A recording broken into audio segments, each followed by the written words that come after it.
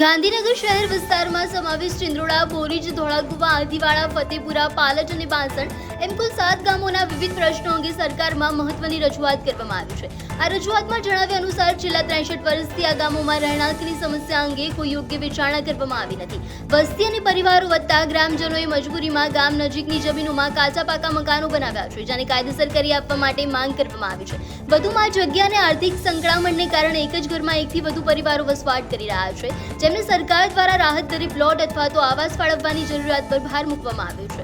આ ઉપરાંત અસરગ્રસ્ત ખેડૂતોને ગાંધીનગર શહેરમાં ભાડા પદ્ધતિથી ફાળવવામાં આવેલી ચીપ ટાઈપની દુકાનોના માલિકી હક આપવાની પણ માંગ ઉઠી છે। ઉલ્લેખનીય છે કે ગાંધીનગરની સ્થાપના સમયથી આ ગામો શહેરનો ભાગ હોવા છતાં પણ અહીં પાયાની સુવિધાઓનો અભાવ જોવા મળી રહ્યો છે। ગ્રામજનોએ પ્રાથમિક આરોગ્ય કેન્દ્ર, બાલ મંદિર, લગ્નવાડી, બગીચા, રમતગમતના મેદાન, પુસ્તકાલય જેવી આધુનિક સગવડો પૂરી પાડવા માટે સરકારને આગ્રહ કર્યો છે। सरकार कोई कशु करती नहीं, कोई बात ज नहीं करती कि अमे तमने करी आलीए पेली करी आलीए।